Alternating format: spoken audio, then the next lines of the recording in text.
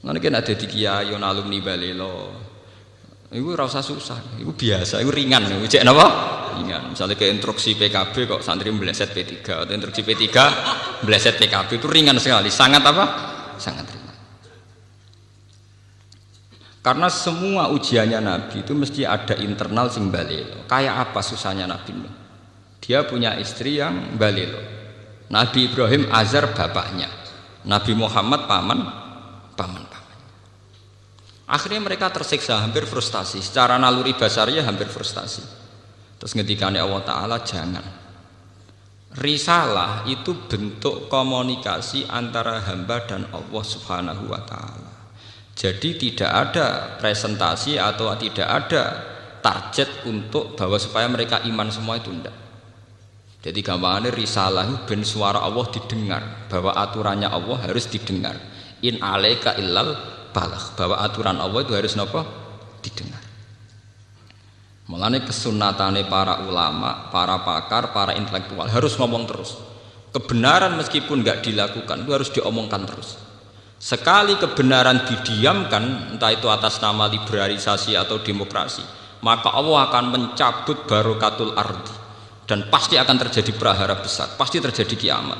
Dan itu naudzubillah min syarri napa? Kebenaran itu harus diomongkan terus. Kita harus ngomong terus.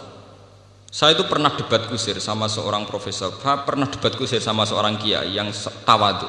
Saya bilang gini, seorang ulama itu dono unsur premane, kudu ngomong terus kebenaran. Wes ora ono wong ngandel lah, pokoke ngomong terus. Ora perlu ono wong ngandel, wes keliru lah pokoke ngomong. Begini, saya punya hadis sahih dari riwayatnya Imam Ahmad.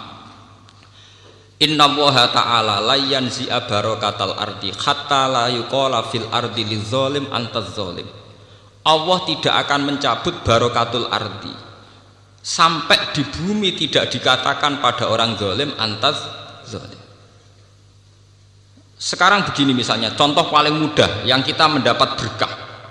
Contoh paling mudah kita mendapat berkah dari contoh ini.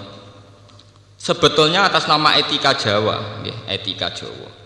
Kita nak ditangga lonte, iku sawangane secara etika wis urusane dhewe-dhewe. Ora usah mbok omongno iku lonte, sundel, sembah kono. Tapi barokahnya kebenaran bahwa orang nakal harus kita katakan sundel lonte.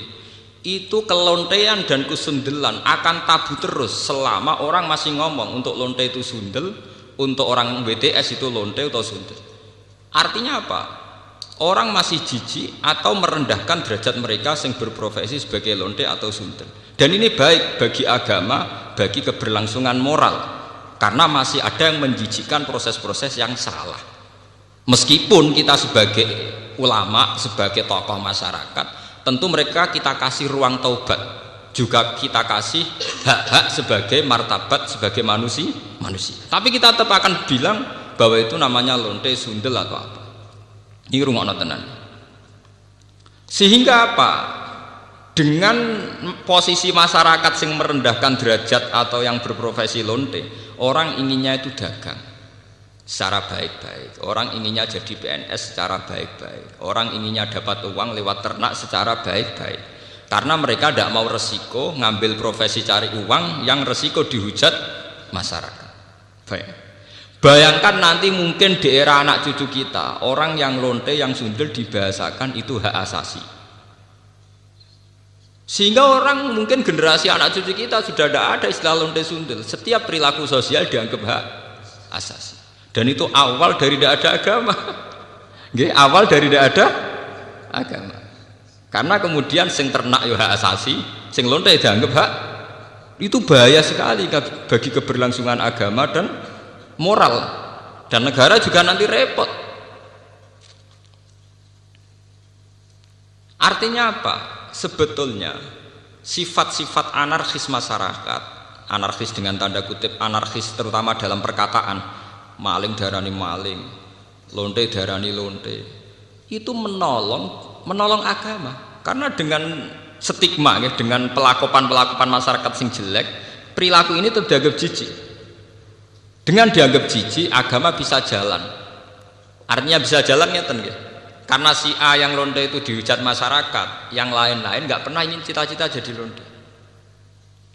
Sehingga masyarakat akan, bahkan mungkin anaknya lonte sendiri karena tahu nasib ibunya dihujat juga bercita-cita tidak jadi nopo lonte.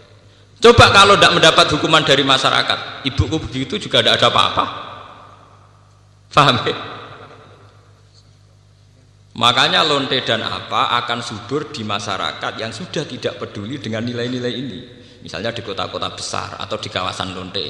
Karena sesama lonte saling tidak mengatakan tabu. Makanya aman. Lalu itu kalau terkenang hadis riwayat Ahmad, Allah tidak mencabut barokatul ardi sehingga orang-orang zalim tidak dikatakan antas zalim. Itu bahaya sekali kalau kita sudah tidak peduli terhadap itu.